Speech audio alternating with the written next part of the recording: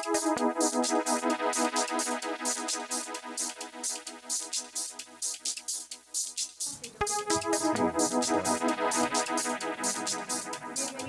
a esta casa.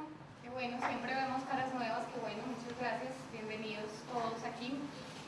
Como cada 8 días, cada 15 días seguimos con este cuento, nos quedamos encarretados en esto del arquetipo del sanador. ¿De acuerdo? Y bueno, hoy es un día muy especial para esta casa y para nosotros, para Lisímaco, para Joana, muchos que conocemos desde hace rato a Julián. Julián Aguilar es psicoanalista, ha sido profesor de muchos de los que hemos pasado por psicología de la Universidad de Antioquia. Ahorita me estaba contando que lleva 37 años en la docencia. Es el único de los fundadores del programa de psicología que sigue como docente en la Universidad de Antioquia en el programa de psicología. Psicoanalista dedicado también a su clínica desde hace 27 años. Siempre habíamos querido, desde hace mucho rato venimos gestando con Julián como esta invitación a tenerlo en este espacio. Yo creo que para nosotros, para Lisima, pues para mí, Julián ha sido de esos profesores que ha logrado tocar un punto muy profundo del alma de los que estudiamos psicología, que logra encontrar como ese punto sensible al hablar de lo inconsciente. Entonces, bueno, queremos pues como aprovechar para agradecerle a Julián también por su presencia, no solamente aquí hoy, sino como en la vida de muchos que hemos pasado como por la academia y que hemos aprendido también de él esa pasión por el inconsciente y por el alma. Quiero aprovechar para empezar a hacerle un regalo a Julián, hace poquito publicaron esta correspondencia entre Freud y Jung, una correspondencia que tuvieron ellos durante muchos años, muy intensa como y queremos darle este regalo a Julián, un agradecimiento. Muchas gracias, Julián, por acompañarnos, por estar en la vida de estos apasionados aquí por la psique y también como por este encuentro. Nosotros hemos tenido siempre una visión, digamos, gracias a maestros como Julián y como muchos otros, muy amplia de lo que es la psique y no creemos que haya una sola verdad ni haya una sola teoría, sino que precisamente como el alma es tan rica en imágenes, posibilita que desde muchas miradas se digan muchas cosas valiosas de ella, y para nosotros el psicoanálisis es obviamente una gran escuela, aunque nos hayamos ido como por caminos diversos. Yo creo que son caminos que igual van acompañados y es como muy simbólico tener a Julián hoy aquí siendo psicoanalista, esta correspondencia entre Freud y Jung, un poco esa relación que tuvo ahí en algún momento como una fractura. Bueno, pues qué bueno que podamos ser también como estas nuevas generaciones las que volvamos como a entablar estos vínculos, porque en últimas estamos hablando de lo mismo, estamos hablando del alma. Los dejo con Julián. Julián, mil gracias de nuevo por acompañarnos. Bienvenido. Mil gracias. Me siento muy honrado con esta invitación. Desde hace tiempo Cristina me había dicho, Lisímaco también, y hoy se hizo realidad. Les agradezco la invitación y les agradezco a ustedes su asistencia. Por respeto a ustedes, no tengo nada preparado y eso parecerá muy extraño porque vine a una conversación. Si me hubieran invitado a una conferencia, pues entonces decía la conferencia o escribía la conferencia y se las leía. Una conversación no se prepara, una conversación simplemente ocurre, una conversación fluye, una conversación se da. ¿Y qué es lo que yo espero de esta conversación? Que al final algo nos haya sorprendido. Si al final algo de lo que conversamos produce ese efecto de sorpresa, pues será una muy buena conversación, que valió la pena haber grabado. Entonces, eso es lo que quiero proponerles, una conversación y a partir de cualquier tema podemos hablar, porque en una conversación hablamos de todos los temas posibles, ¿sí? Yo creo que el nombre que le dimos al rato de hoy surgió de una conversación contigo. Sí, señor. Lo llamamos la experiencia del inconsciente. Sí. Por una frase que escuchamos donde tú nos decías, la experiencia del inconsciente no se tiene en los estudios universitarios ni en los estudios académicos. De pronto podría ser un buen punto de arranque, ya que es el nombre también por supuesto, la idea es muy sencilla.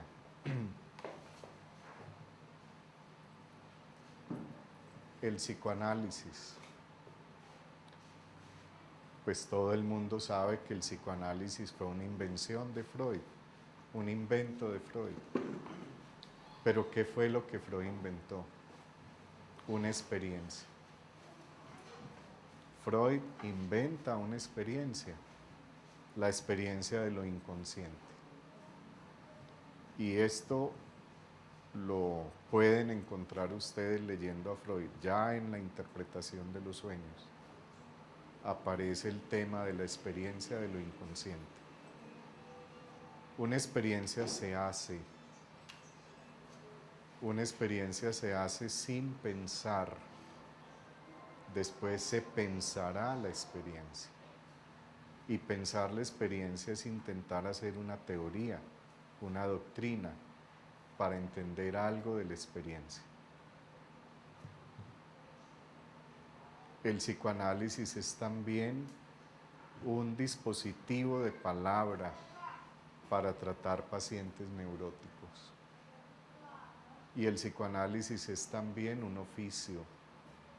oficio de todos los días. Es decir, es una manera de ganarnos la vida. ¿Sí? Si vamos a insistir en la experiencia se hace hablando sin pensar. Pudiéramos decir esto para que intervengan, algo que me parece muy importante. Los seres humanos somos seres sexuados, los seres humanos somos seres mortales y los seres humanos podemos hablar. Esto que les acabo de decir es absolutamente fundamental para la clínica psicoanalítica. Siempre habrá que partir de ahí. Siempre habrá que tener eso en el horizonte. Y voy a decir algo más. Decía hace un segundo, la experiencia se hace sin pensar. Después se pensará la experiencia para tratar de entender lo que ahí pasa. Eso es una teoría, eso es una doctrina.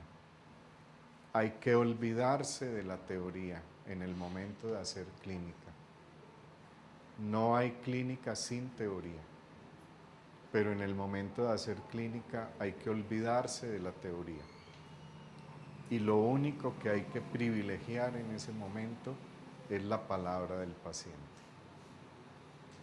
Ahí está pues un primer momento de esta conversación. Insisto, participen, hablen, digan lo que quieran para que hagamos la conversación. Hola, Sara. Hola, Miguel, qué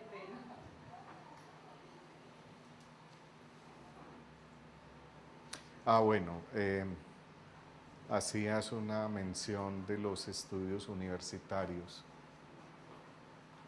También eso se puede plantear de esta manera. No es lo mismo tener información que tener una formación. Si yo leo poesía, eso no significa que yo sea poeta. Por supuesto, los poetas son muy buenos lectores de poesía. Ser psicoanalista no es leer lo que Freud escribió. Ser psicoanalista no es leer lo que los psicoanalistas escriben. El psicoanalista es un resto que queda, de esa experiencia con lo inconsciente. Por tanto, los estudios universitarios pues son simplemente información. Uno en la universidad se informa de política, de filosofía, de matemáticas, de química, de literatura, pero la formación es un asunto de otra naturaleza. En el caso de la formación de un psicoanalista, eso para nada pasa por las aulas de la universidad.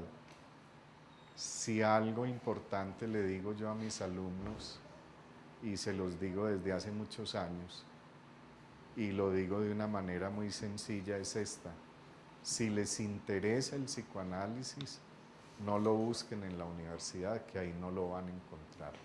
Creo que eso es lo más valioso que yo puedo decirle a mis alumnos el primer día de clase, para que estén advertidos. ¿Dónde se debe buscar?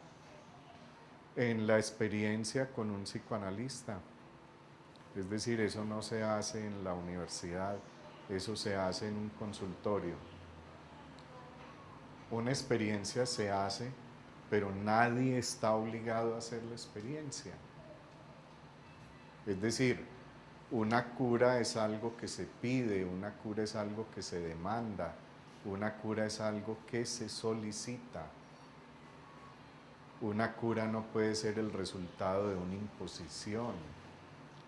Nada tiene que ver con la seducción, ni con la sugestión, ni con la persuasión. Eso tiene que brotar de las entrañas de cada quien. Otra manera de decir lo mismo, brotar de las entrañas de cada quien, es esto: yo tengo un problema que no he podido resolver.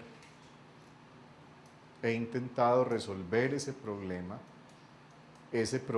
me produce sufrimiento, ese problema no me deja vivir tranquilo, ese problema es una piedrita en el zapato que me quiero quitar de encima. Pues entonces busco ayuda. Una ayuda posible es ir donde un psicoanalista. Eso no pasa por la universidad.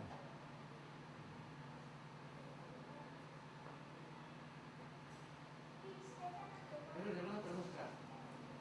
Cada persona es independiente, Sí, así como independiente de su inconsciente. así es. El psicoanálisis enfoca la teoría de cierta forma, la junguiana de otra, la dinámica de otra. Ahora yo me pregunto en estos días, si cada persona es diferente, ¿cómo puedo? Yo estoy buscando un análisis, pues, un terapia Ajá. de psicología. Yo me preguntaba, bueno, ¿cuál es mi corriente predilecta, ahora con la que yo compagine bien? Si es humanista, gestáltica, ¿cuál? ¿Cómo? Eso es asunto de cada quien. Eso no tiene a la hora de la verdad mucha importancia. Lisímaco ahora hacía una alusión a eso. Por eso estoy yo aquí. ¿Qué piensen los demás? ¿Qué opinen los demás? ¿Cuál es la teoría donde los demás se sienten más contentos? Eso a mí no me interesa. Eso es asunto de cada quien. ¿Sí? Es claro. No es mejor ser psicoanalista, no es mejor ser humanista, no es mejor ser conductista, no es mejor ser junguiano o constructivista o qué sé yo. Eso a la hora de la verdad tiene poco peso. Insisto en esto, no hay clínica sin teoría, pero en el momento de estar con el paciente hay que olvidarse de la teoría. Y hay algo todavía más sorprendente. Si cada caso es distinto a los otros casos, ¿para qué la teoría? O sea, lo que quiero decir es esto. No podemos proceder a partir de un modelo teórico, perdónenme la expresión, con el que vamos a apachurrar el paciente. De eso no se trata. Al menos de eso no se trata en el psicoanálisis tal como yo lo practico. O sea, no se trata de meter el paciente a la fuerza dentro de un modelo teórico. Eso no interesa para nada. Lo que interesa es la construcción de saber de lo inconsciente que se va a hacer en esa experiencia. Y cada experiencia es única, y cada experiencia es inédita, y cada experiencia es distinta. Voy a decir algo que también parece muy sorprendente. Pues decir que yo hago clínica hace 25 años es un decir, pero eso no significa que yo tenga experiencia, que se ha ido acumulando experiencia, como por ejemplo acumula experiencia un piloto que tiene miles de horas de vuelo. No, para nada. Cada paciente que llega me produce las maripositas en el estómago que me produjo el primer paciente. Eso es lo que quiero hacer ver, ¿sí? Hay otras clínicas que operan de una manera completamente distinta, tienen ya un modelo teórico construido y simplemente aplican ese modelo a cada caso. Aquí no se trata de eso. Aquí se trata en cada caso, gracias a la transferencia, por medio de la transferencia, de redescubrir lo inconsciente. Y la transferencia compromete al psicoanalista y la transferencia compromete al analizante, porque lo que crea la transferencia es la palabra. La palabra tiene un poder muy grande, tiene un poder enorme. Cuando uno habla a otro que lo puede escuchar sin juzgarlo, de su problema, de su sufrimiento, ya está poniendo ahí en la sesión ese problema y ese sufrimiento. Y ese será el punto de partida para un tratamiento psicoanalítico. Y siempre será así. Tú mencionas ahí el asunto de la experiencia, Julián, y era una cosa también que hablábamos la semana pasada cuando estábamos hablando contigo, de la importancia también con esto que trabajamos nosotros con ese tema del sanador herido, y es de la responsabilidad también que tiene el terapeuta, ¿cierto? Sea desde la corriente que sea, de enfrentarse también a su propia experiencia. Por supuesto. Si yo puedo acompañar a otros en un proceso, si yo puedo ser el testigo del proceso de ese otro que viene a buscarme, es porque yo he sido paciente muchos años, ¿cierto? Cada quien contará una historia de cómo llegó a interesarse por un asunto, ¿cierto?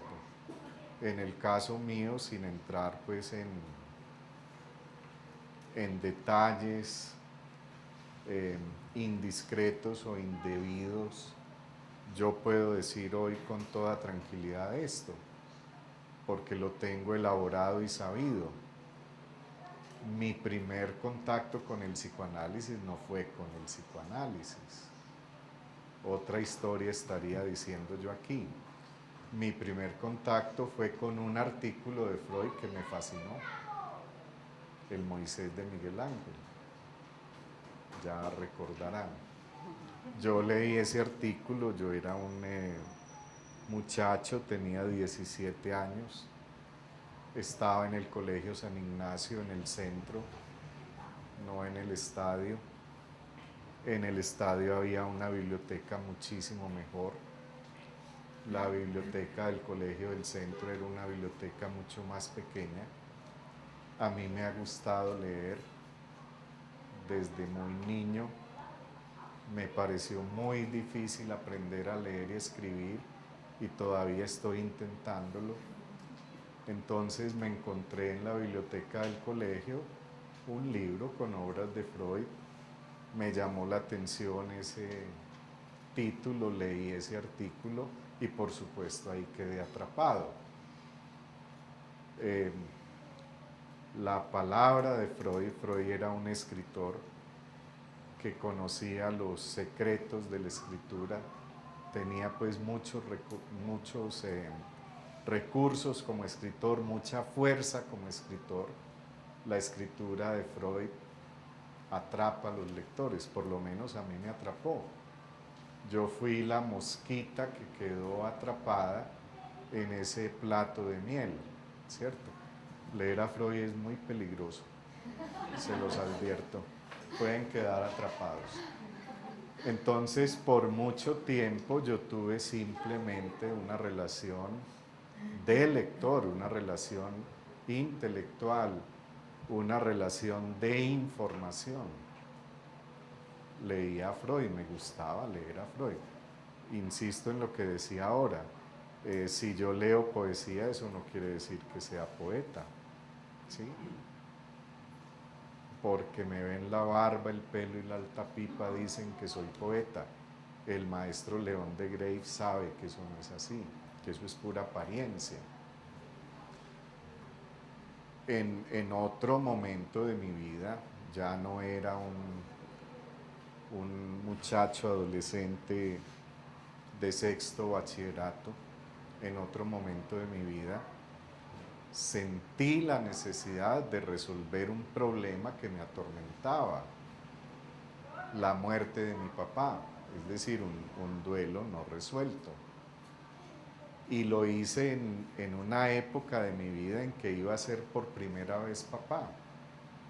Es decir, cuando mi hijo mayor iba a nacer, yo busqué un psicoanalista.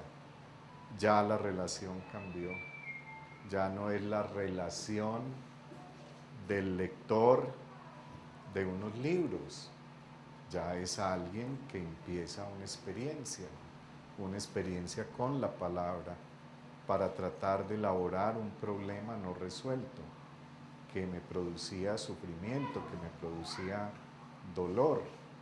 Y empezó un recorrido muy largo que no termina, pero ya es otra perspectiva completamente distinta. Y después empecé a recibir mis primeros pacientes. O sea, ya habían pasado 6, 7 años cuando yo empecé a recibir mis primeros pacientes. Por eso digo, si uno no ha sido paciente, pues ¿cómo va a recibir pacientes? La formación de un psicoanalista es muy, muy exigente. Y pienso yo, el análisis, como todos los asuntos humanos, tiene un comienzo y tiene un final.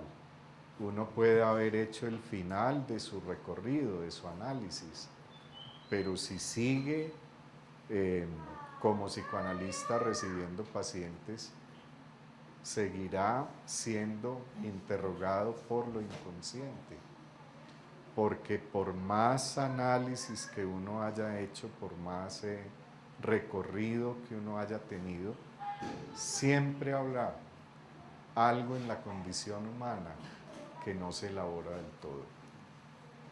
Esa parte oscura, esa parte maldita, eso demoníaco, son figuras, al menos la de lo demoníaco que Freud utiliza para hablar de lo inconsciente, eso no se deja reducir del todo.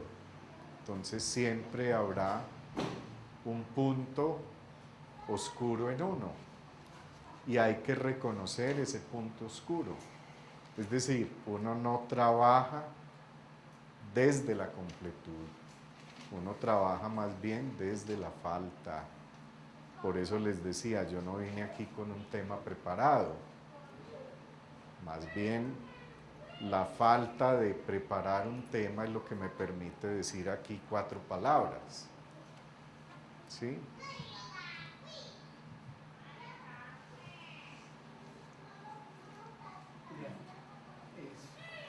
Es equivocado hacer el siguiente enunciado. Decir que se pueda tener transferencia frente a un autor y o transferencia frente a su obra. En esos términos estás hablando. Sí, Rubén, voy a decir algo que me parece muy importante. Vuelvo al asunto. Freud, por un proceso pues largo de ensayo y de superación de errores, que no viene aquí al tema, encuentra un dispositivo de palabra para tratar pacientes. ¿Sí? Ese dispositivo lo llama el psicoanálisis. Psicoanálisis no es más que el análisis de nuestros procesos psíquicos. ¿Sí? El análisis de nuestros procesos psíquicos ocurre en un entorno muy delimitado. Hay un asunto que me parece a mí muy importante, es el de los límites y el de las limitaciones del psicoanálisis. Psicoanálisis no es cualquier cosa. Psicoanálisis es un acontecimiento que ocurre en un entorno muy delimitado, ¿cierto? Y ahí en ese entorno delimitado, lo que se crea es la realidad psíquica, lo que Freud llamaba la realidad psíquica. Es decir, la realidad psíquica no está en el mundo que nos rodea.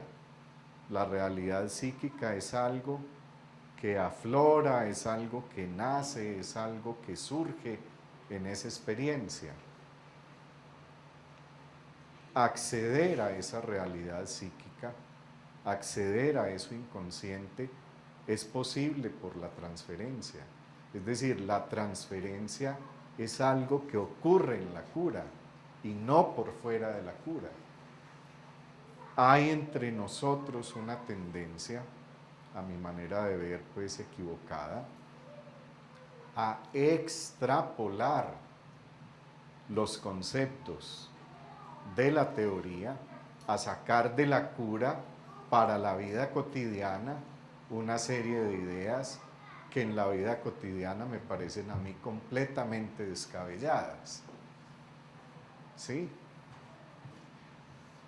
Transferencia, pulsión, objeto, sujeto, inconsciente, repetición, todos esos conceptos que son muy importantes en una teoría para tratar de entender qué es lo que hacemos y cómo lo hacemos y qué es lo que pasa ahí, pues eso se lo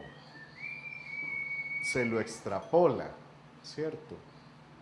Y es muy frecuente oír hablar del sujeto, pero ¿de cuál sujeto? Si estamos hablando del sujeto de lo inconsciente, pues eso solo ocurre en la cura, ¿cierto? A no ser que queramos decir que la policía cogió al sujeto con las manos en la masa, y eso nada tiene que ver con el psicoanálisis, ¿cierto? Decir transferencia con la obra de Freud, pues eso le pasó a los lectores de Freud.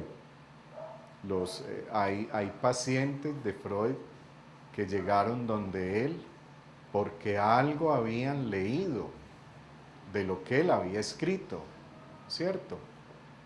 Pero la transferencia en un tratamiento toma un tiempo para instalarse.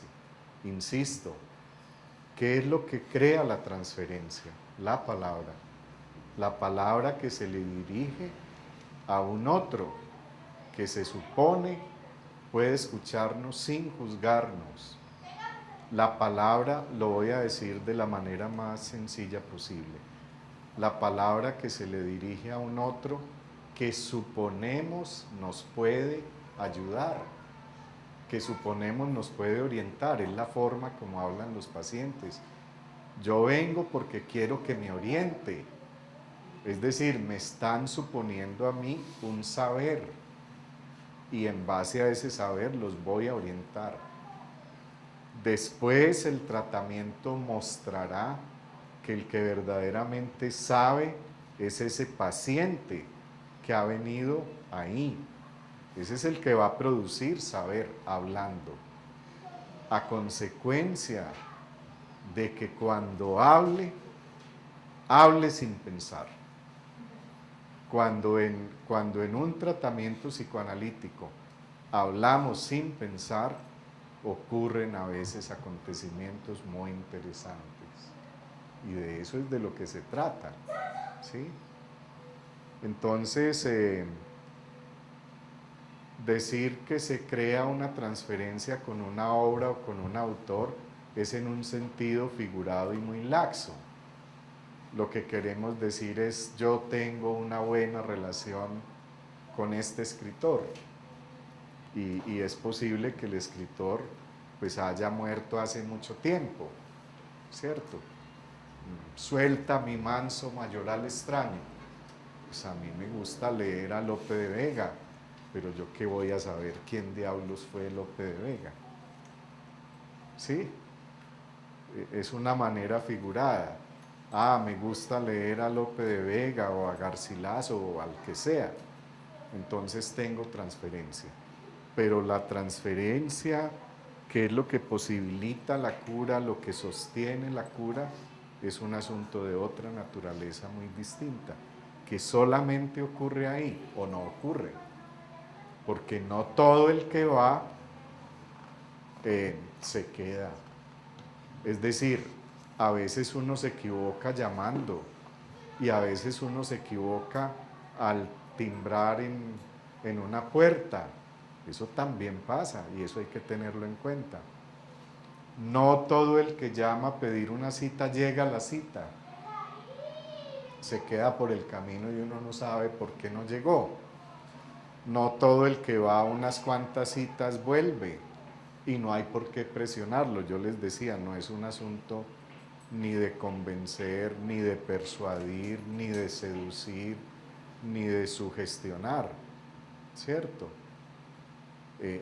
A no ser que sea una persona que ya lleve muchos años en un tratamiento y que uno como psicoanalista vea que se puede avanzar más, se puede saber más, y uno lo anime a saber más, a avanzar más.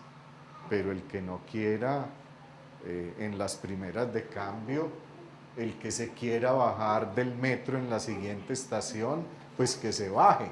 El metro seguirá su recorrido y no hay ningún problema. ¿Sí me entienden? Digo saber más, porque todos los humanos somos curiosos. Desde muy chiquitos somos curiosos. La curiosidad es algo muy importante. Freud, que inventó estos asuntos, hablaba de una pulsión epistemofílica, de un deseo de saber, y ese deseo de saber de lo inconsciente, de saber de lo que nos determina, es lo que mueve una cura. Es decir, habría varias maneras de proponer divisas. Si a Freud le propusieran una divisa, él diría: hacer consciente lo inconsciente. Pero otra divisa es: atrévete a saber, tú puedes saber. Sí, la curiosidad, ese querer saber de esa cosa, de esa condición humana, de ese lado oscuro, de esa parte maldita, de ese asunto que me determina y que me mortifica y que me angustia y que me inhibe y que no me deja vivir tranquilo. Yo quiero saber de eso para quitarme esa cosa de encima. Sí, es como la idea que tengo.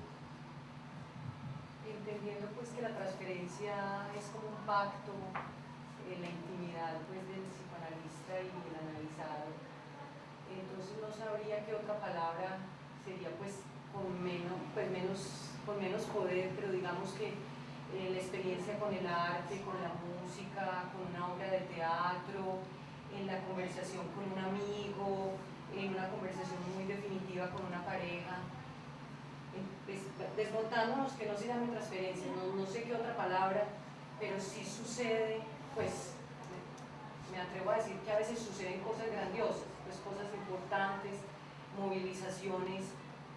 ¿Eso cómo se entendería y cuál es el riesgo que se corre sabiendo que eso sucede por fuera del espacio del consultorio? El riesgo que se corre es que nos ocurra y nos conmueva, no más, ¿cierto? No más.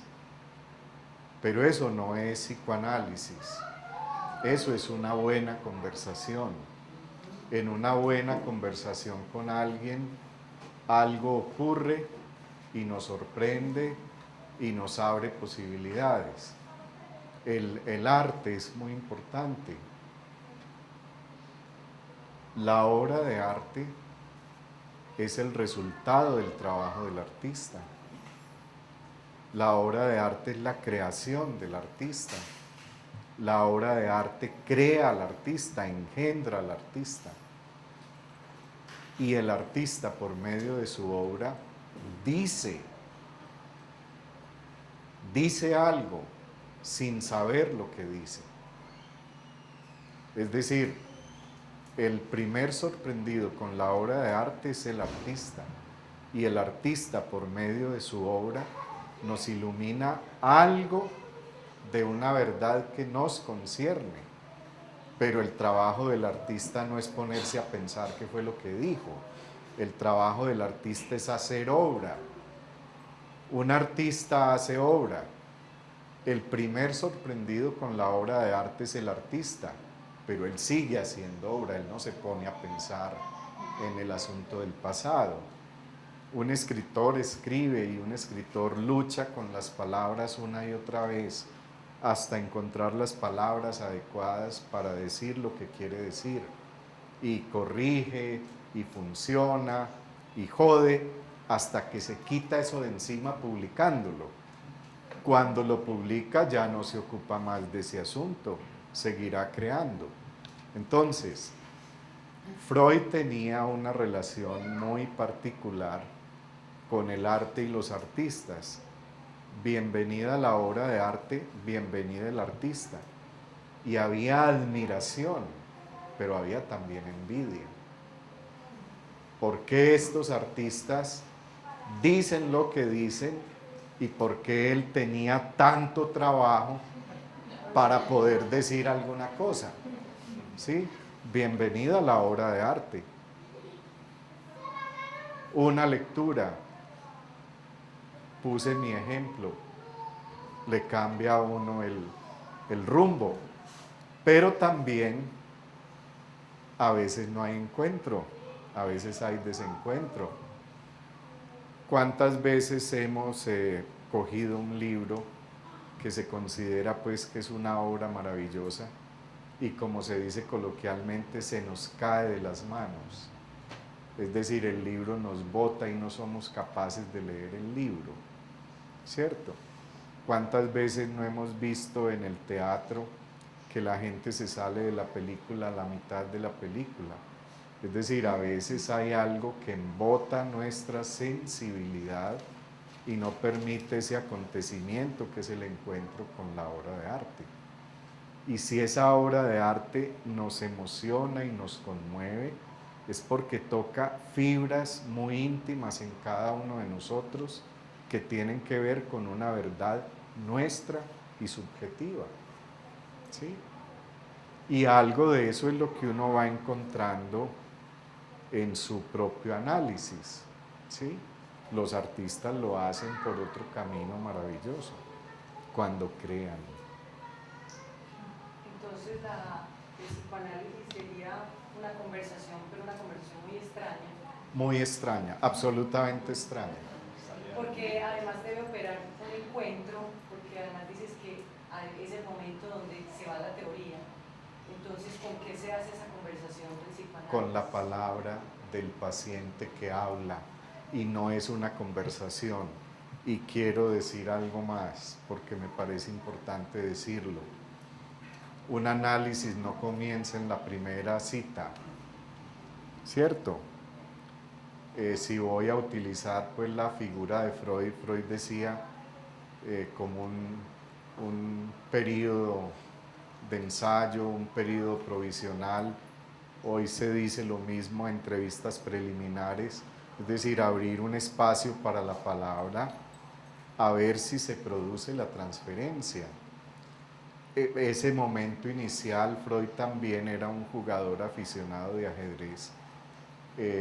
Lo comparaba con la apertura de una partida de ajedrez. Y tenía razón, porque hay teorías sobre las aperturas en ajedrez, hay teorías sobre los primeros momentos de una terapia que todavía no es psicoanálisis, y como en el ajedrez hay teoría de los finales y en psicoanálisis hay teoría del final, pero lo que sería el medio juego en el ajedrez es el desarrollo de la cura, ¿cierto? Al comienzo hay que estar muy activo. Aquí hay otra idea errónea: el psicoanalista es un señor por allá muy importante, muy sabio, muy distante, muy acartonado, que a duras penas saluda, que a duras penas sonríe, que nunca dice nada, que nunca habla. Eso es absolutamente falso. En esos primeros momentos, en esas primeras entrevistas, hay que intervenir mucho, hay que preguntar. Ahora, ¿cuál es el tema? Por supuesto, ¿de qué se trata? ¿Qué lo trae por aquí? ¿Cómo ha sido su vida? O sea, yo no adivino el pensamiento. Si usted no me cuenta, pues yo qué voy a saber. Hay otra idea pues muy sorprendente en la cultura nuestra. A ustedes les ha pasado, a todos nos ha pasado. Usted es psicólogo, psicoanalista, ¿cómo me ve? Pues, querida, te veo muy bonita. Es decir, como si la mirada fuera una mirada todopoderosa, una especie de mirada de Superman en rayos X. No, eso no es así. Mire, llega un momento del tratamiento en que uno se calla. ¿Cuándo? Cuando el paciente habla. Si el paciente habla, ¿usted para qué lo va a interrumpir? Quédese callado la boca. Pero si el paciente no habla, por alguna razón se atranca, háblele. ¿Para qué? Pues para poner otra vez en movimiento. Entonces es una conversación disimétrica, es una conversación muy extraña, porque se supone que en una conversación ordinaria, pues todo el mundo habla, todo el mundo participa, todo el mundo dice, hay una cierta simetría. Aquí hay una disimetría. Alguien habla y el otro se supone que escucha. Ahora, lo que está en juego en un análisis, para volver pues al tema de hace un rato, los procesos psíquicos, la realidad psíquica, eso no tiene que ver con la persona, ni con la persona del analista, ni con la persona del paciente. Sí me hago entender, no es un asunto de personas. Rápidamente la persona del analista pasa a un segundo plano, se borra, ¿cierto? Uno en la experiencia se da cuenta que no le está hablando a esa persona que está detrás, que el problema es de otra naturaleza. Entonces es una conversación muy extraña, ¿sí? Porque no es un diálogo, más bien alguien que quiere saber habla para construir un saber, y uno interviene, uno pregunta, uno puntualiza, uno dice, y a veces uno interpreta. ¿Para qué? Pues para que ese panorama se abra más aún, ¿sí? Tampoco es una confesión, que es otra idea. No se les olvide que la confesión es un sacramento. Y esto no es un sacramento. La confesión es un sacramento. y por medio de la confesión los pecados le van a ser perdonados. En una cura psicoanalítica no hay ningún pecado para perdonar. Además, el que se confiesa le está apostando a la vida eterna, a la vida más allá de la vida, a la vida después de la muerte. Un psicoanálisis es para esta vida. Y si no es para esta vida, entonces ¿para cuál? Es decir, si un psicoanálisis no tiene efectos en esta vida, eso no sirve para nada. Tampoco es una confesión ni una conversación, ¿cierto? Pero si hay un encuentro que sucede como un clic, entonces ¿cuál es ese clic? Ese clic lo propicia la palabra, lo produce la palabra. La palabra que sorprende al analista y al paciente. Yo voy a poner un ejemplo que sacado de contexto no les va a decir a ustedes nada. El odio fue oído. Eso sacado de contexto no dice nada. Pero si ustedes aguzan el oído, empezarán a darse cuenta que la palabra odio, si quiere escríbanla, y la palabra oído se escriben con las mismas letras, combinadas de otra manera. Entonces el contexto era alguien que por primera vez estaba hablando del odio, asunto muy importante. Yo simplemente dije, su odio fue oído. Una conversación muy extraña. ¿Sí? Insisto, eso tiene efecto en ese contexto. Aquí es simplemente una anécdota tonta. No, pues, escuchándolo hablar, yo quisiera preguntarle si es posible el autopsicoanálisis de una persona que escriba, que... Quítese esa idea de la cabeza de la manera más radical. El primero que habló de esa tontería fue Freud, que en un momento muy temprano habló de su autoanálisis. No hay autoanálisis. Y hoy sabemos que el análisis de Freud, al menos en un momento muy temprano, lo hizo con un testigo, Wilhelm Fliess. Las cartas a Fliess dan cuenta de ese proceso. Y ese proceso, miren, el asunto no es por casualidad, ese proceso tuvo mucho que ver, o sea, el proceso del análisis de Freud, el proceso de descubrimiento de lo inconsciente, el proceso de creación, de invención del psicoanálisis, tuvo mucho que ver con la elaboración que él hizo de la muerte de su padre. 1896, en octubre, muere el padre de Freud y a partir de ese momento ha de hacer un trabajo muy complejo, que es el trabajo en el cual pues no solo hay la elaboración de un duelo, sino que hay el descubrimiento de lo inconsciente. Eso se ve en esas cartas. No hay autoanálisis. Freud después se dio cuenta, porque siempre es con posterioridad que nos damos cuenta de lo que pasa.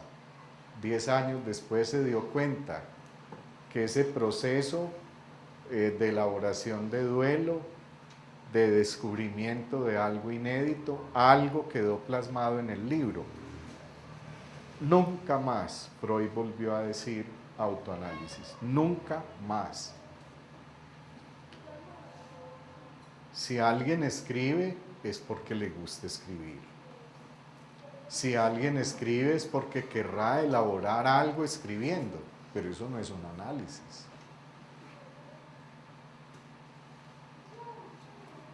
Si alguien escribe es porque querrá quitarse de encima un asunto.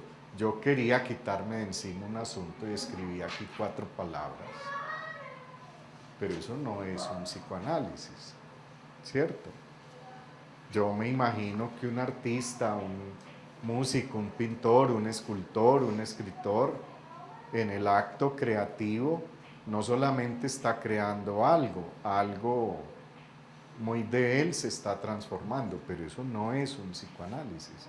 No hay autoanálisis. Un psicoanálisis se hace con otro, llamado psicoanalista bajo transferencia. No hay otra posibilidad, ¿cierto? O sea, vuelvo a lo que les decía hace un rato. Si uno no tiene claros los límites y las limitaciones, se pierde, ¿sí? Donde no hay límite, uno se embolata. Entonces es muy importante delimitar, tener claros los límites y las limitaciones, si no estamos perdidos, ¿cierto? Y como el psicoanálisis pues fue tan importante, ya hoy no es importante, como el psicoanálisis fue tan importante, surgieron muchas confusiones. Ya en la época de Freud había muchas confusiones a propósito del psicoanálisis. Una de esas confusiones es la del tal autoanálisis, que Freud escribió esa palabrita completamente equivocado, sin saber, sin tener claro qué fue lo que hizo, qué fue lo que le pasó. Después se da cuenta, ¿sí? Y va a hablar de transferencia, bueno, de todas esas otras cosas, pero nunca más Freud vuelve a utilizar autoanálisis, nunca, nunca, nunca, nunca. Ahora, también digamos esto, en las primeras épocas del psicoanálisis, es decir, cuando empiezan a llegar pacientes donde Freud y cuando empiezan a llegar personas donde Freud porque quieren ser psicoanalistas, había mucho enredo. Y el enredo tiene que ver, me parece a mí, con esto. Eran personas con muy poco análisis. Uno no se analiza en una conversación de una tarde con Freud, olvídese. ¿Sí? Para aludir pues a historias que se cuentan. Abraham nunca fue a análisis. Por eso pasaron los enredos que pasaron, ¿cierto? Enredos transferenciales, ¿sí?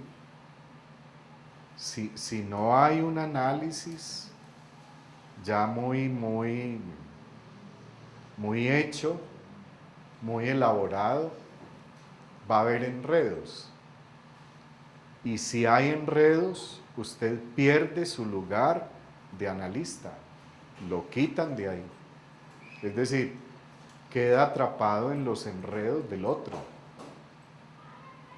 No sé pues si me hago entender. O sea, hay que ser muy cuidadosos, hay que ser muy cautelosos. Yo decía al principio, es un oficio y hay que saber cómo se hace el oficio. Si no, no se meta. Es la recomendación.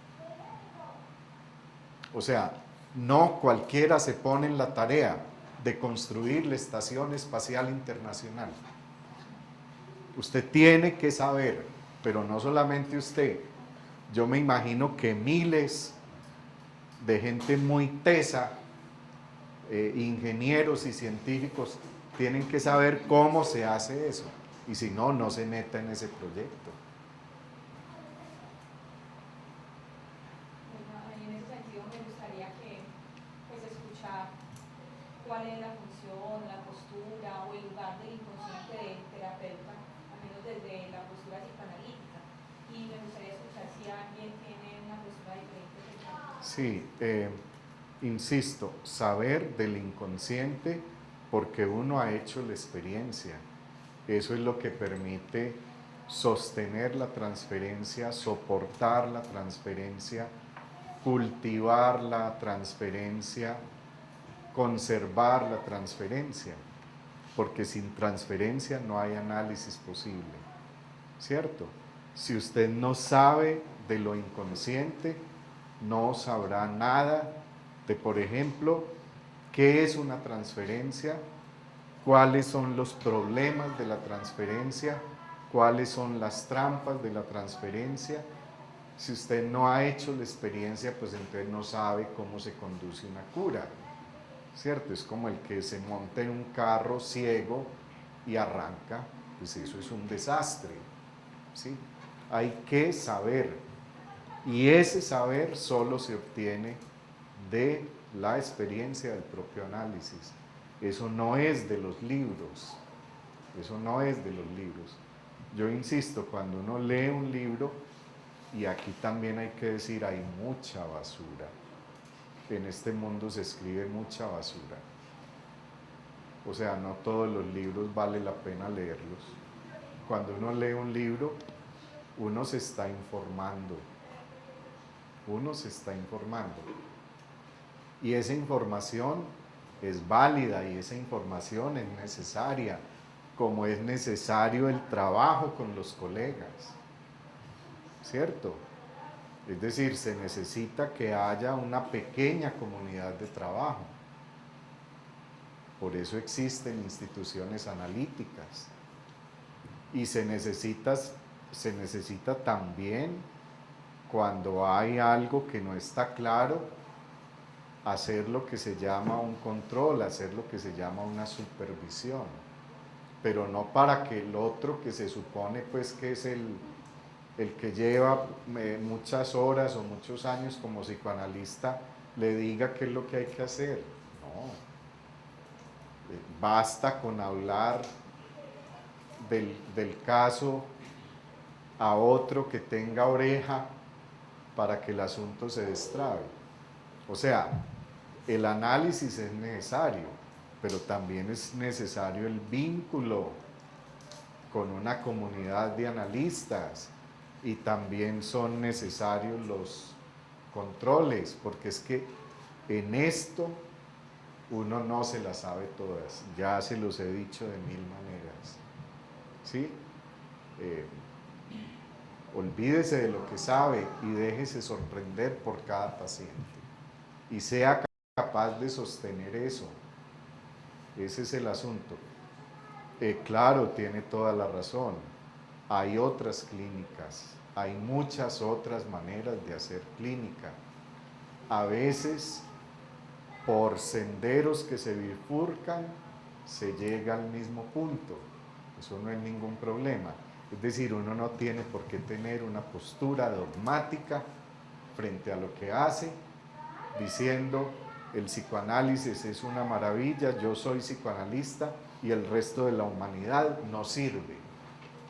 Eso es completamente equivocado.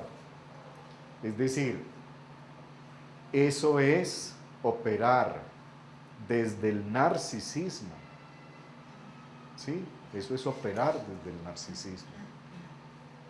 Y el gran enemigo que uno tiene por allá es su propio narcisismo. ¿Ah? Porque ese es el que lo lleva a pensar que se las sabe todas.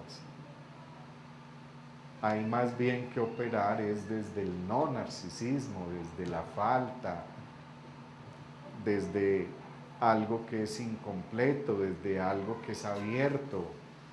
Yo les decía ahora, no podemos decirlo todo, no podemos saberlo todo. Siempre habrá un resto que no se deja reducir. Entonces hay otras maneras de hacer la cura. Y ya que pones el tema, qué bueno que otros que tienen también experiencia, pues cuenten aquí su testimonio, porque yo lo que estoy intentando es dar un testimonio, el mío. Si ustedes invitan a otra persona, a lo mejor les diga cosas completamente distintas de la que yo les he dicho, pero esa es mi postura, esa es mi posición. Por supuesto, yo puedo decirles mentiras. Sí, claro, la palabra también sirve para mentir.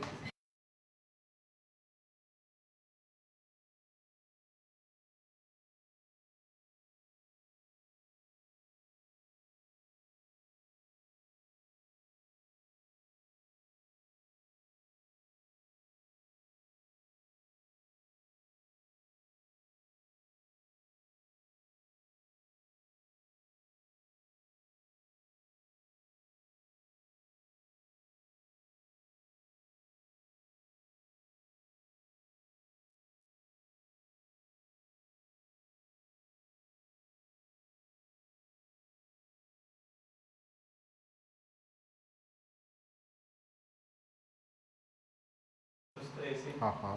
el analista, no, pero eso fue desde el inicio, el analista detrás, Ajá.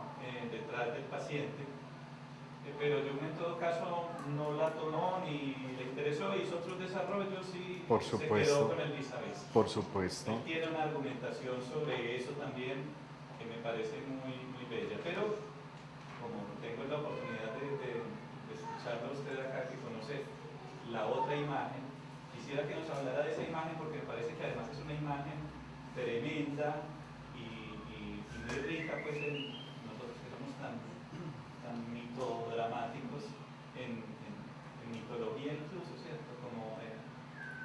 ¿Cómo podría usted hablarnos de del dispositivo en esos términos, sobre todo referido a eso, a la posición del analista física incluso? Sí. Dentro de... Bueno, vea, dije ahora, Freud sabía escribir y conocía los recursos del escritor. Y en alguna parte, pues no me pregunten dónde, que en este momento no sabría decir. Él dice que para él era muy difícil pasarse 10, 12 horas de trabajo diario frente a frente con los pacientes.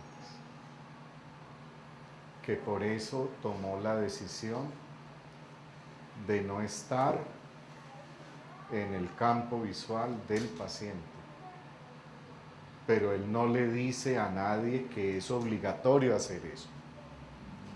Es la primera observación que quiero hacer.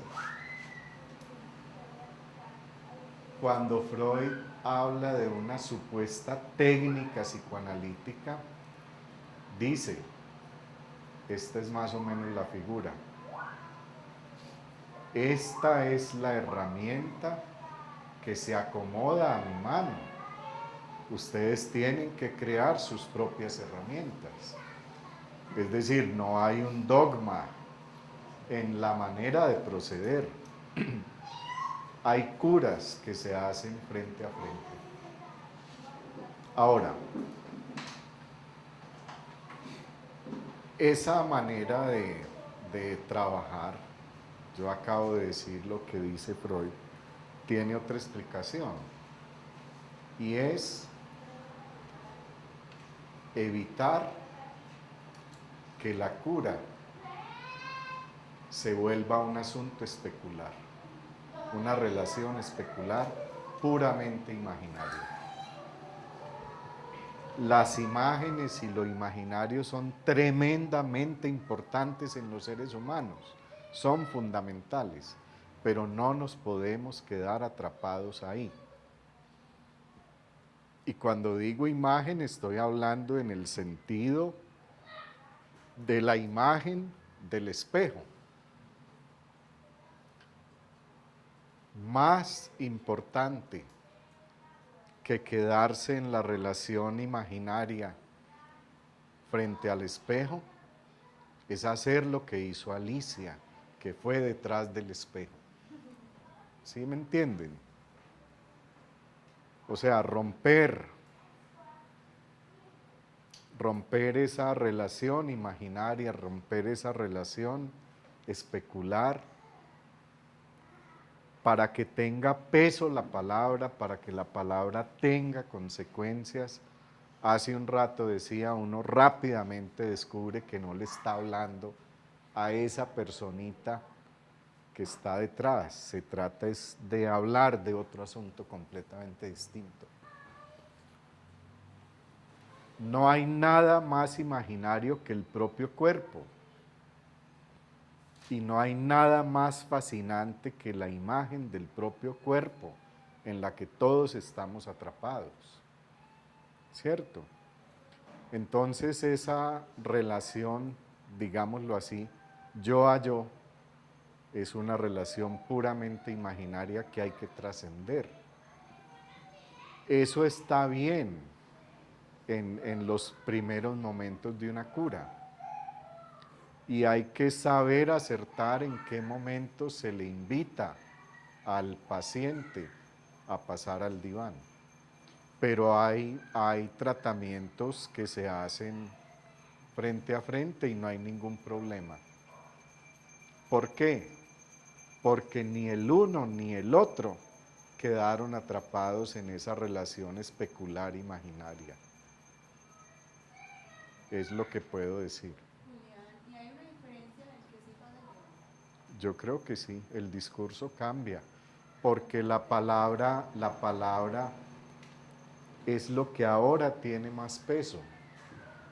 Sí, cuando es una conversación frente a frente, así sea disimétrica, de todas maneras la imagen del otro, el cuerpo del otro, crea ahí una interferencia. Y hay que salir de esa interferencia para darle peso a la palabra, olvidándonos de la persona, del otro, que es una trampa. ¿Sí?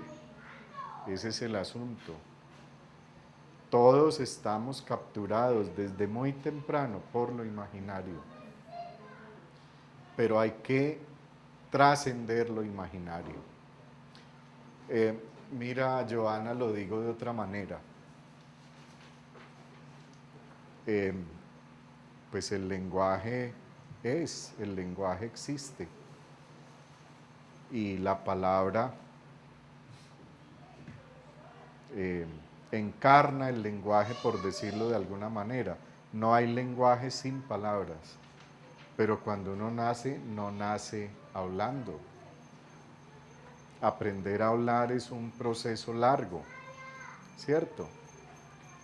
Y en ese insertarse en el lenguaje y aprender a hablar, en ese tiempo, lo imaginario, lo especular, yo diría lo autista, es muy importante. Entonces hay que salir de ahí. Hay que romper, hay que trascender para que la palabra desarrolle pues todo su potencial y verdaderamente tenga efectos. Porque insisto, la cura se hace hablando. Y si la cura se hace hablando, es porque se cree en el poder de la palabra. La palabra tiene una eficacia. La palabra es tan poderosa que produce trauma. Y la palabra es tan poderosa que sirve para resolver ese trauma. Ese es el ABC de la cura psicoanalítica. No se trata de la imagen. Es decir, un psicoanálisis no es una película, un psicoanálisis no es una pintura, un psicoanálisis no es una escultura, un psicoanálisis no es una ópera, un psicoanálisis no es una obra de teatro. Y ni siquiera fíjense que en la obra de teatro y en la ópera, la palabra tiene un peso absolutamente fundamental. ¿Sí? Se cuenta una historia por medio de la pintura o por medio de la escultura. Aquí se trata de contar una historia por medio de la palabra. Porque no hay la historia. Si uno no dice la historia, si uno no escribe la historia, si uno no lee la historia, si uno no se reconoce en esa historia, no hay la historia. Hay la historia cuando uno escribe su propia historia, cuando uno dice su propia historia, cuando la cuenta, cuando se reconoce determinado por esa historia. Antes no hay la historia. Tú hablas de que no hay lenguaje sin palabras. Sí. Pero ¿qué podríamos decir del lenguaje simbólico o el lenguaje del cuerpo? No, es que el lenguaje es absolutamente simbólico. Y lo que caracteriza lo simbólico son los juegos de oposición. La oscuridad y la luz, lo positivo y lo negativo, adentro, afuera. Todos esos juegos de oposición, que son palabras, son la característica fundamental de lo que llamamos en psicoanálisis lo simbólico. ¿Sí? El 0 y el 1, el positivo y el negativo, el hombre y la mujer, son juegos de oposición, pero no hay lenguaje sin palabras, si estamos hablando pues de los seres humanos. Y digamos algo más, las palabras son sonidos que para los seres humanos tienen sentido, pero la palabra va mucho más allá de la función comunicativa. En psicoanálisis esto es muy importante. El lenguaje, la palabra y la letra nos determinan. Y no sabemos que estamos determinados por el lenguaje y la palabra. Yo diría algo más. Los asuntos fundamentales que determinan la vida de cada quien no dependen de cada quien. Yo no escogí a mi papá y mi mamá. Yo no escogí a mis hermanos. Yo no escogí a mi familia. Yo no escogí la ciudad donde nací, ni el país donde nací, ni mi lengua materna, ni mis tradiciones, ni mis creencias. ¿Sí me entienden? Y eso me determina. Y la temprana infancia, que es tan importante en la vida de todos, tiene ese escenario. Ahí ocurre. Y eso deja una huella, eso deja una marca. ¿Sí? Entonces, todos creemos que somos libres, pues ojalá lo fuésemos. De pronto la libertad es muy importante como una noción en el pensamiento ético, pero estamos más determinados de lo que estamos dispuestos a reconocer. Y eso no depende de nosotros. ¿Sí? Y la palabra es imagen también. Claro, la palabra sirve para crear imágenes, sin duda. El mejor ejemplo es la poesía, la literatura. Una historia se cuenta por medio de palabras, creando imágenes. Y ahí está el talento del escritor. La palabra es imagen. La palabra tiene que ver con la imagen, pero la palabra también trasciende la imagen. Cuando alguien habla de casa, está hablando de su casa y el otro que escucha está viendo otra casa porque su casa es distinta a la de otro. Y eso Ya que el cuento, de todas maneras, pues siento yo a veces, pero no lo afirmo tajantemente, que entonces la palabra da paso también a lo connotado y a lo confuso, pues la Por palabra supuesto, no es tan clarividente. por supuesto, tiene toda la razón. El asunto no se detiene en la comunicación porque la palabra tiene una propiedad, la polisemia, y porque hay la polisemia hay la confusión. Casa para mí no significa lo que significa casa para el otro. La experiencia de la casa en un caso es una y en otro caso es otra. Las palabras tienen esa propiedad que es muy importante, la polisemia, y no se les olvide lo que les dije. Las palabras sirven para decir la verdad, nos acercan a la verdad, pero las palabras también sirven para engañar y para mentir. Las palabras acarician y seducen y confortan y animan, y las palabras matan, las palabras provocan, las palabras hieren. Uno no sabe lo poderosa que es la palabra hasta que no la siente en el propio pellejo. Hay pelas que duelen más dichas que dadas con una correa, ¿o no? Y entonces, ¿qué hace el psicoanálisis cuando, siendo la palabra como su dispositivo, como el vehículo en el que hacen el viaje juntos, ¿qué hace el psicoanálisis entonces con eso de que la palabra, siendo el puente, siendo el dispositivo, pues tiene tantos riesgos? Que cada quien se responsabilice por el riesgo que corre diciendo lo que dice en el contexto de la cura. Y al final, cuando quede un producto, un resto, cada quien verá qué hace con ese resto. El psicoanálisis no hace más. O sea, que el problema no es verdad o mentira lo que dice. Yo me responsabilizo por mis palabras, por lo que fui capaz de construir. Yo soy eso y me reconozco ahí y algo tendré que hacer con eso. Se lo voy a decir de otra manera. La vida no tiene sentido. Cada uno de nosotros debe darle sentido a la vida, debe darle un rumbo, debe darle una dirección, ¿cierto? Las palabras, el reconocerse, el responsabilizarse en eso que construyó, servirá para darle un sentido a la vida, para encontrar su camino. Y sabiendo, pues yo estoy conectando, pues yo no sé mucho pues, de esto, pero entonces, además lo conecto con que decías que además es palabras en pensamiento, pues es palabras que no están pensadas. Sí, así es. Entonces, todavía no sé si le da más fuerza o más fragilidad dentro de la palabra dicha sobre la que el paciente, el hablante se hace responsable. Mire, yo le pedí a Cristina el favor de que me imprimiera esto. Espero no molestarlos, espero no atormentarlos. Permítanme, yo les leo, es una página. En una reunión de trabajo hace poco con unos colegas, el tema de la reunión fue la palabra. Yo acostumbro en las reuniones de trabajo con los colegas a hablar. A mí me gusta hablar.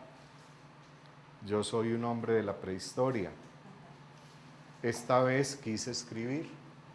Entonces permítanme, yo les leo lo que les escribí, que tiene que ver con estos asuntos de los que he intentado decir algo. Algunas palabras en torno a la palabra. No hay lenguaje sin palabras. La palabra, primero hablada, voz y mucho después hecha letra, escrita. Si letra hay texto, documento, historia. La palabra, hablada y escrita, es abstracción y al mismo tiempo materialidad. Aprendimos a hablar la lengua que primero oímos, en la que nos hablaron, la materna. Las primeras palabras, mamá y papá. Luego, en el colegio, hicimos la tarea más difícil, aprender a leer y a escribir. Este acontecimiento le dio un sentido nuevo a nuestra vida. Un rumbo encontramos, nos orientamos en la máxima abstracción. El mundo cabe en hojas de papel escritas, nos conectamos con la memoria de la especie. Leímos, primero en voz alta, ma, y luego en voz baja, mamá. Se dice que el obispo de Hipona nos legó la lectura silenciosa. El psicoanálisis, experiencia de lo inconsciente, se hace hablando. Hablando sin pensar, hablando sin saber, hablando sin apelar a la crítica racional. Se trata de desatar la palabra de las cadenas de la represión para que lo desalojado y cifrado retorne de otra manera, encubierto, disfrazado, enigmático, desfigurado. La palabra que se le dirige a otro al que le suponemos un saber, al que suponemos que puede oírnos sin privilegiar nada, engendra la transferencia. Hacemos la experiencia con la palabra hablada bajo transferencia. La transferencia lo es de lo inconsciente en acto. Cuando hablamos sin pensar, cuando hablamos sin saber, a veces ocurre un dicho. El dicho en un análisis es un acontecimiento con efectos. Decir sin pensar, decir sin saber. No sabemos lo que decimos, aparente disparate. ¿Qué quiere decir hablar bajo transferencia? Del decir sin pensar, del hablar sin saber, para luego decir y pensar. Pensar lo dicho, hablar y saber. Esta producción de saber, este despliegue de saber, lo encontramos con posterioridad. Primero hacemos la experiencia, nos ocurre, y después se nos ocurre pensar en el dicho que ocurrió. Tiempo circular. Cuando el dicho inconsciente aparece, hay sorpresa, inquietud, sobresalto, desconcierto. Lo inconsciente inquieta y a veces horroriza, luego apacigua, todo tan simple, y las más de las veces olvidamos. Palabras que decimos sin pensar ni saber para contar una historia, escribirla y leerla, reconocerla. Historia somos y en ella nos reconocemos cuando hablando desde el diván, que significa libro de poemas, decimos, leemos y escribimos ese libro, un libro que somos. Las letras del libro, las palabras que somos y determinan, es el resto que queda como saber de la experiencia de lo inconsciente. Nos hallamos sujeto en letras y dichos y palabras. Por el lenguaje, la palabra hablada y la letra, sujeto engendrado y determinado. Eso que nos hace hombres y nos separa de la naturaleza, nos determina.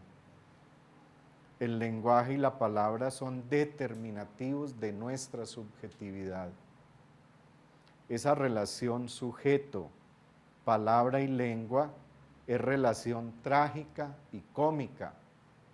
Vivimos entre dos aguas y por eso rectificamos y elaboramos y cambiamos de posición. Descubrir y de pronto descubrirnos en un arcaísmo. En el habla coloquial nuestra hay arcaísmos, voces en desuso. Eso en desuso está conservado como lo reprimido, lo infantil.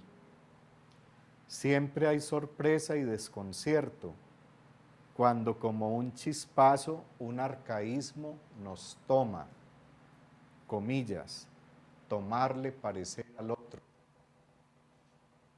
La trayectoria de un análisis, su camino y dirección, consiste en tomarle parecer al otro, escrito con una O mayúscula.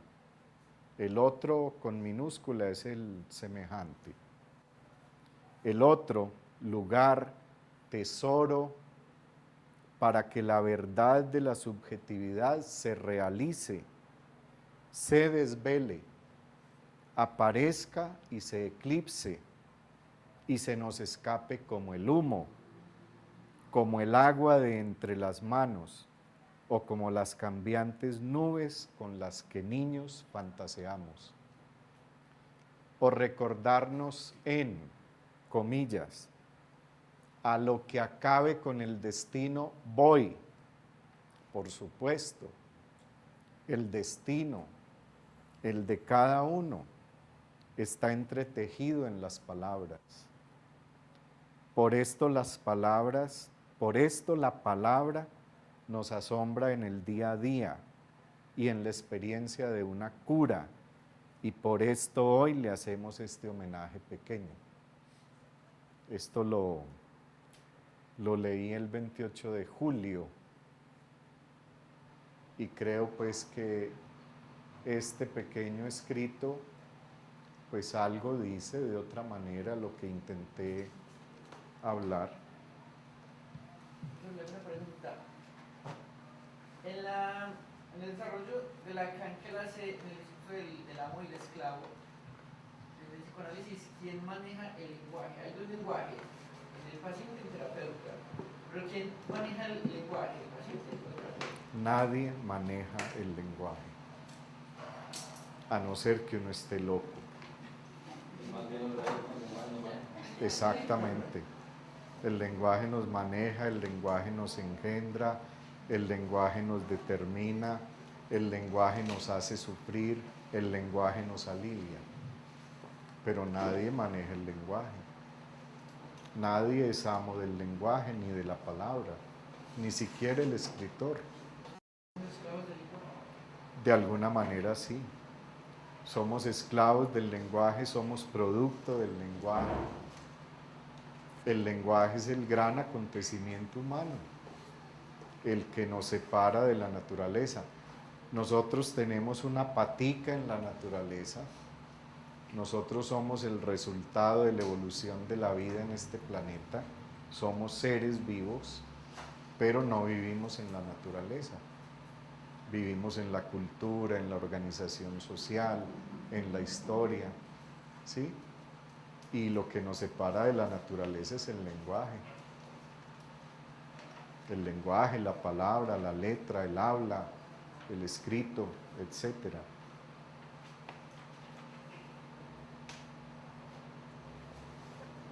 Julián, yo pues he escuchado ya como varias preguntas en relación a eso, pero a mí pues, no me ha quedado del todo muy claro cuál sería como la explicación que usted nos daría para entender cómo sería, digamos, o cuál sería, como decía Lisima ahora, el lugar de ese inconsciente del analista en el proceso pues, del análisis, porque, por ejemplo, pues para Jung es algo de persona a persona o de sujeto a sujeto y ambos están ahí afectados, ¿cierto?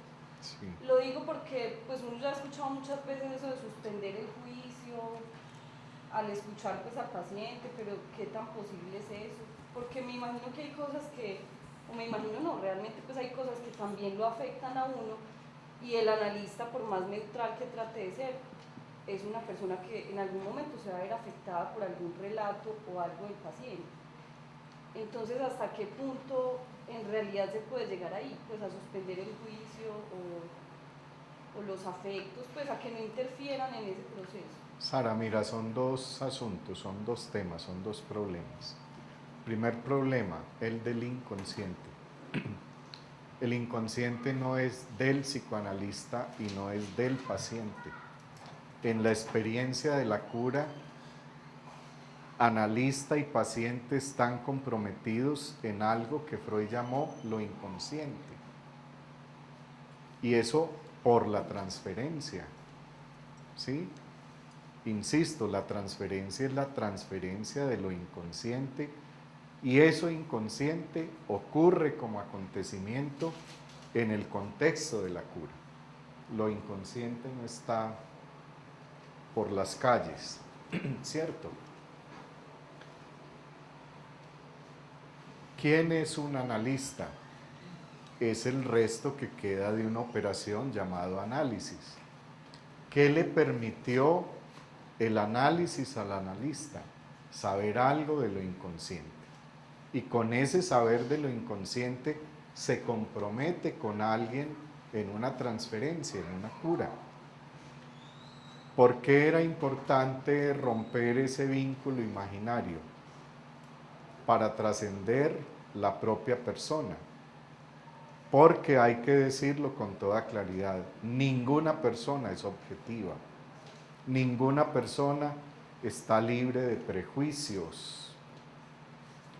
Voy a decirlo de otra manera, sabemos de lo inconsciente en la cura. Cuando leemos libros de psicoanálisis, de literatura, de filosofía, de lo que sea, estamos recibiendo una información. Esa información es valiosa entre otras cosas, para poner en cuestión nuestras propias creencias. Porque todos los humanos, psicoanalistas o no, analizados o no, somos profundamente creyentes. Estamos llenos de todo tipo de creencias.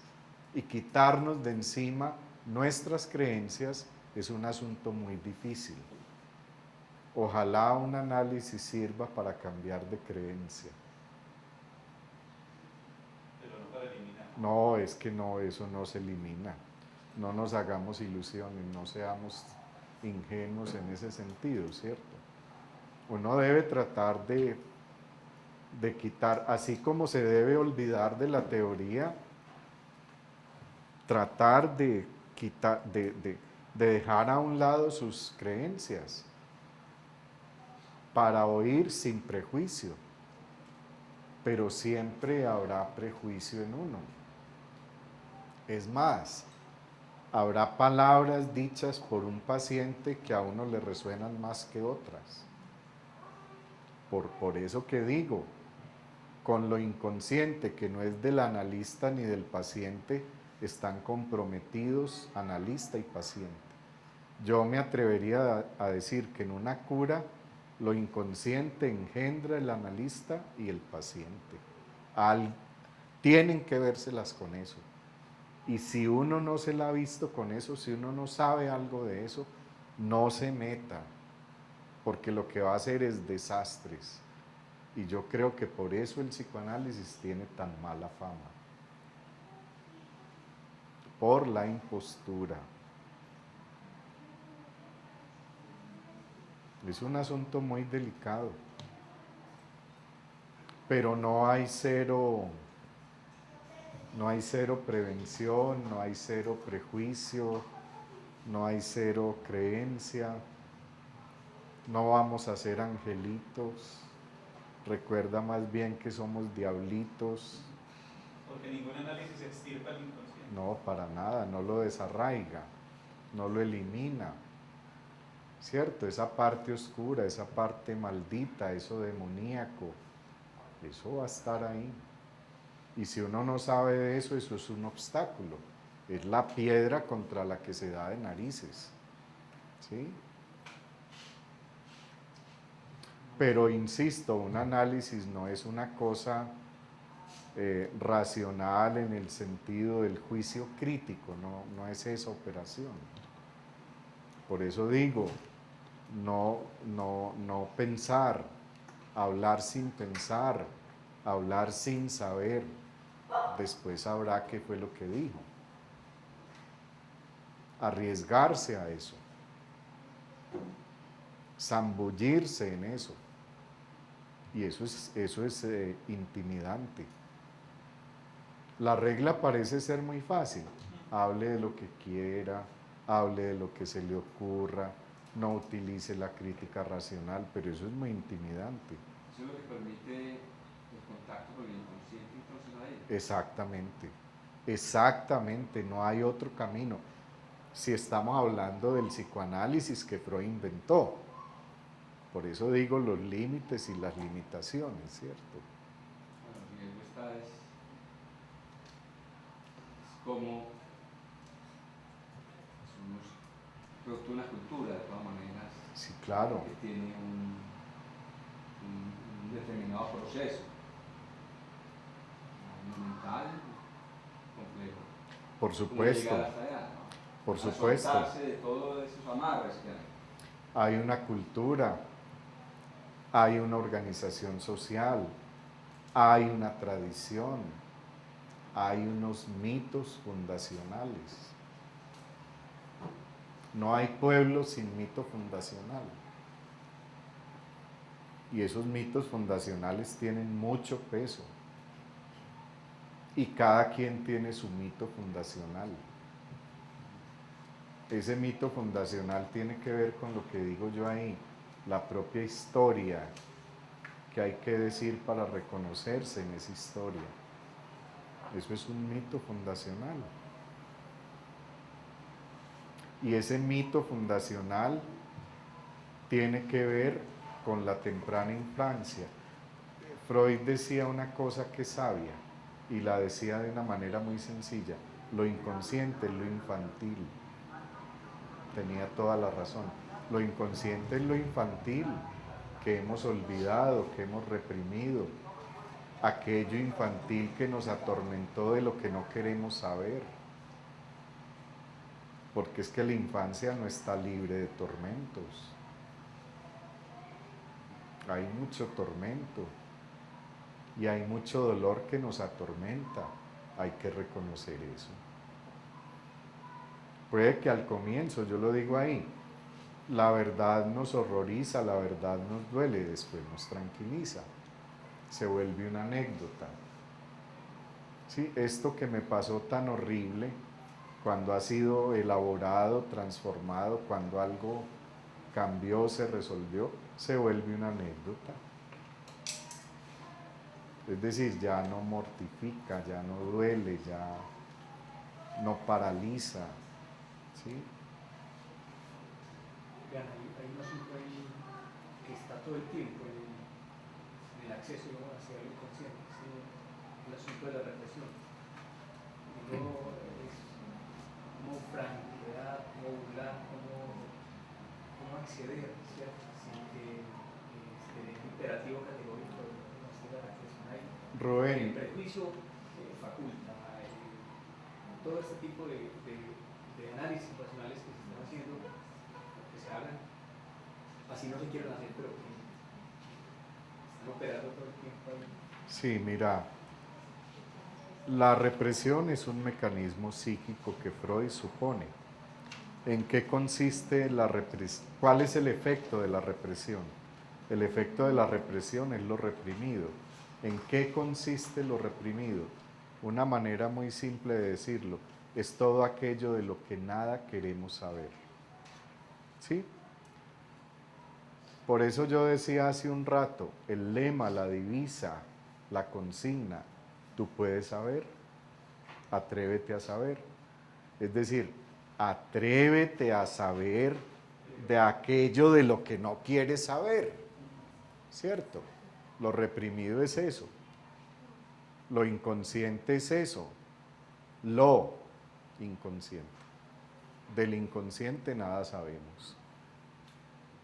En una cura sabemos de lo inconsciente, es decir, de todo aquello que cayó bajo los efectos de la represión, ¿cierto? Podemos saber de eso. Pero muchos de los hallazgos que hacemos y que nos sorprende, después se nos olvidan. No importa, ya sabemos, no importa. En cualquier otro momento aparecerá de una manera productiva. Pero lo reprimido es eso, aquello de lo que no queremos saber. Y eso de lo que no queremos saber tiene relación con eso infantil, de lo que hablaba Freud. Esos tormentos, esos fantasmas, esos conflictos que tienen por escenario la familia de origen de cada quien. Y la familia de origen de cada quien trasciende los hermanos, el papá y la mamá. Porque es que en la familia de origen de cada quien hay abuelos y hay abuelas y hay tíos y hay tías y hay tíos abuelos y tías abuelas y primos y primas. Todo eso es familia. Al menos 3 generaciones. Y lo más sorprendente es que lo más familiar, la familia, pues resulta lo más desconocido. ¿Qué sabemos nosotros de la historia de nuestros abuelos? Si a duras penas supimos, porque era la cultura, era la tradición, era la época en la que nos tocó vivir, si a duras penas sabíamos de nuestros padres.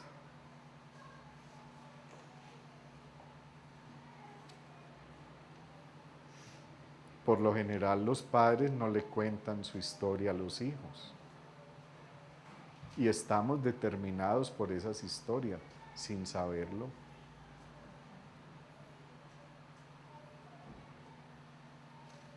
Quizás por eso mismo, porque no las cuentan.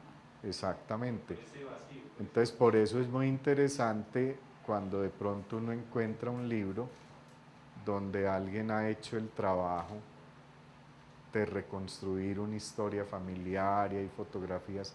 Ese trabajo es muy, muy valioso.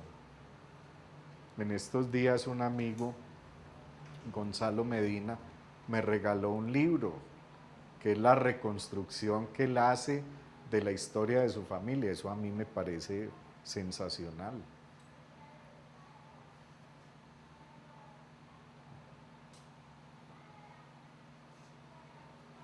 La infancia tiene un espacio, la infancia tiene un lugar, la infancia acaece en esa familia de origen y nos tenemos que separar de la familia de origen. Castración tiene que ver con eso. Hay que quitarse de encima la familia de origen para uno poder fundar su propia familia, porque si no va a ser hijo toda la vida. Y el destino del hijo es también ser padre. Si quiere, pues, o si quiere no, si es capaz, porque eso es muy difícil. Entendiendo su familia no pues como casarse y tener hijos, también podría ser otro sentido, o entendiendo No, no, familia no. en ese sentido. Querida, en el sentido más pesado de la palabra, y se lo voy a decir de una manera muy bonita, tener hijos.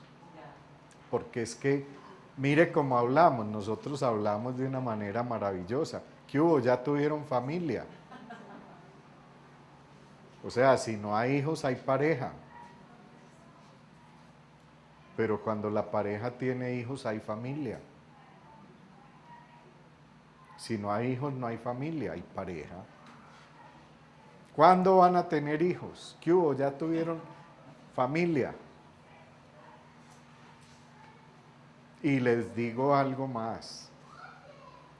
Lo trágico de la muerte violenta de alguien no solamente es que matan la persona, matan la posibilidad de que esa persona tenga hijos.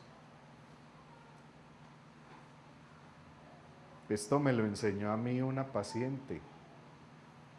Le mataron su hijo. Y la buena señora lo que más lamentaba era esto: no le conocí la pinta. ¿Qué O sea, connotación entonces tiene ese movimiento? ¿ah?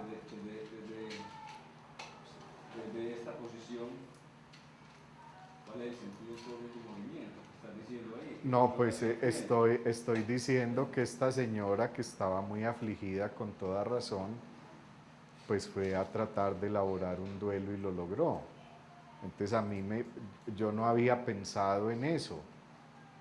Uno no piensa que mataron a alguien y mataron la posibilidad de que ese alguien tenga hijos. Uno simplemente se queda en que mataron a alguien de una manera... ¿Cuál es tu importancia a eso? Porque me pareció un descubrimiento que me sorprendió. Y para ella fue muy importante. Pero claro, ella no solamente se dolía por la muerte violenta de su hijo, hombre, tan significativo en estas familias paisas de matronas, sino que se condolía porque no le conoció la pinta. Y ya no le va a poder conocer la pinta. Eso es tremendo. Sí, pero claro, claro.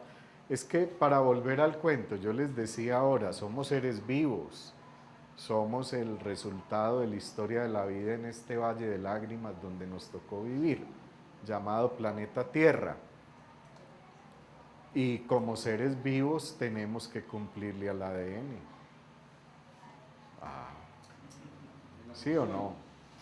Hay que cumplirle al ADN. Eso es tener hijos. Ahora ya uno le agrega, ¿cierto?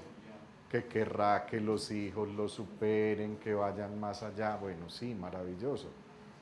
Pero visto desde el punto de vista puramente biológico, lo que hacemos es cumplirle al ADN.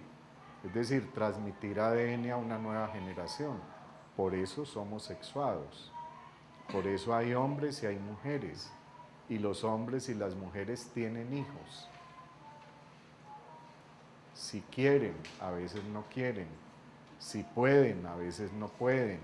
A veces quieren y no pueden. Eso es un lío. Por eso digo que no es fácil.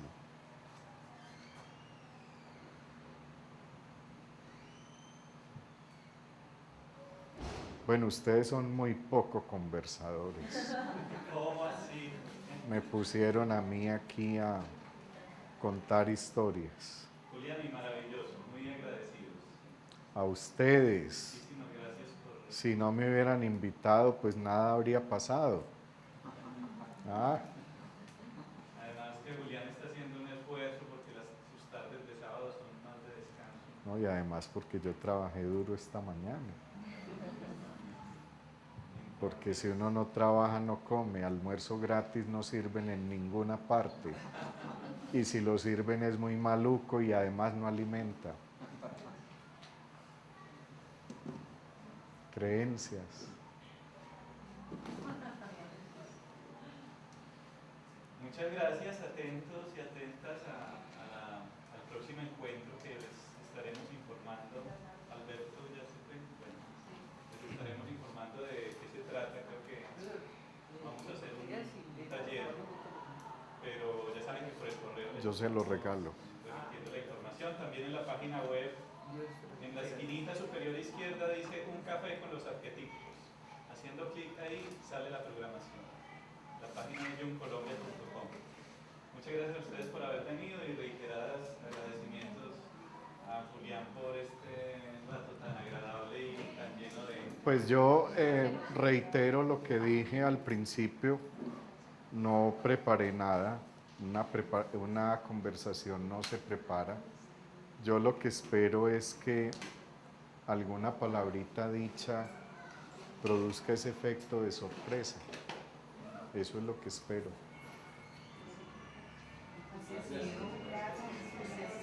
Bueno, pues nos salvamos la tarde, ganamos el año, Lisímaco. Nos salimos con la nuestra. Una vez más. Sí, claro, por supuesto, bien pueda. Muy